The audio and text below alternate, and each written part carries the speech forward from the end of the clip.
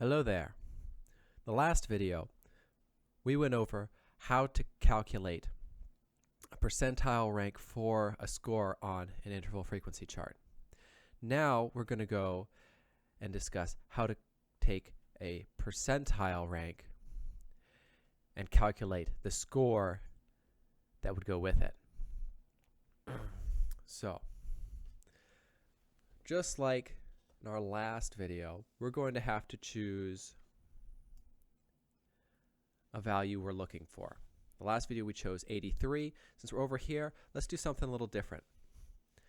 Let's take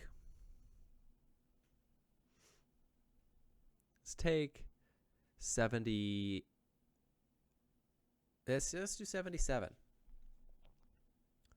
So 77 as a percentile rank equals what score? So the first thing we have to do is to find the difference between the cumulative percent frequency below our value and our value. So we have 77.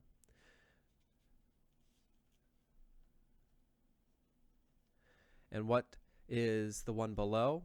Well, we're here. So this is above ours, so we need to go to the one below, so 49.9.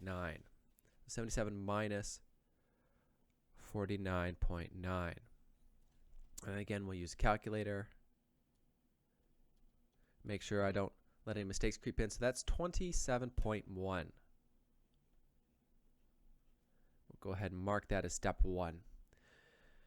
For step 2, we're going to take this proportion we're going to travel. We calculated step 1, and let's grab the green again, mark where that's coming in, just so it's easy to spot. We're going to divide this by the difference between the cumulative percentage frequency scores above and below our value. So we have our 27.1. We're going to divide it by, then we're going to do our calculation here. So this, we already found cumulative percentage frequency below, the 49.9. And the one above is our 79.9. So we have 79.9 minus 49.9.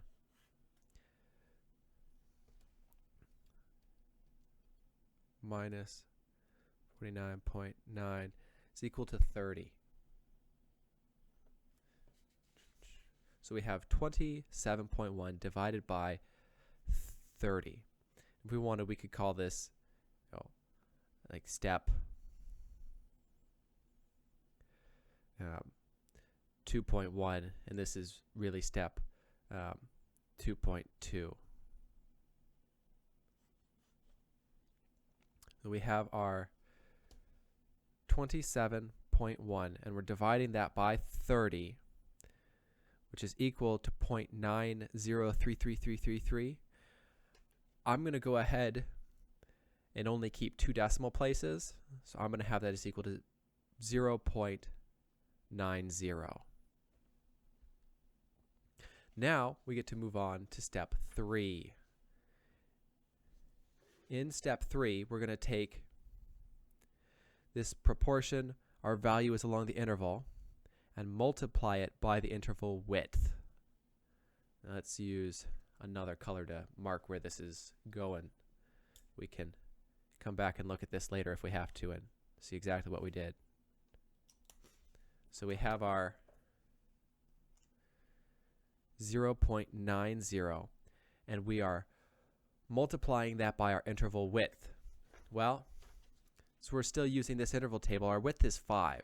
That means we're taking 0.90 and we're multiplying that by 5. I'm going to make sure I clear my calculator out so that I can enter the 0.9 instead of having the 0.9033333 all the way through.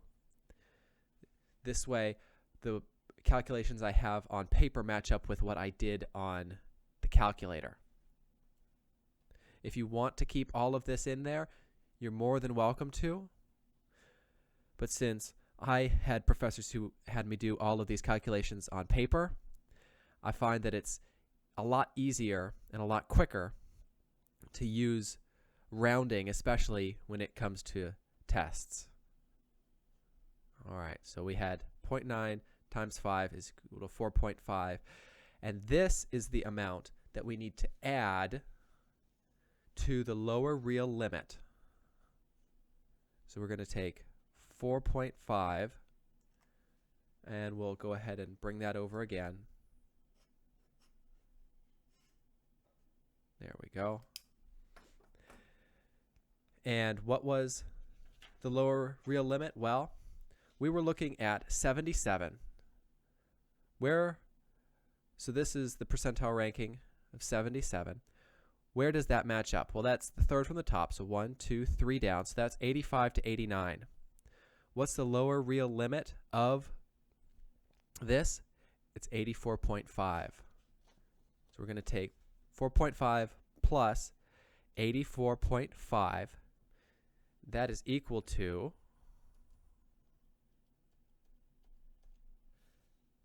89. So you can see, with our final answer being 89, so that's a score that accompanies a percentile ranking of 77, that the remaining amount of the difference here between 77 and 79.9 is accounted for by this upper real limit. That the final bit would be that 79.9 accompanies a score of 89.5, whereas 77 accompanies a score of 89, the apparent limit, not the upper real limit. There you go. Hopefully this made sense to you. I'm going to go ahead and post all of this down in the description so that you can look at these without having to pause the video, and that you can use these steps to help you for any interpolation you might have to do. This was a tough thing for me when I was learning it in the fall, but with a little bit of practice, it can get to be pretty easy.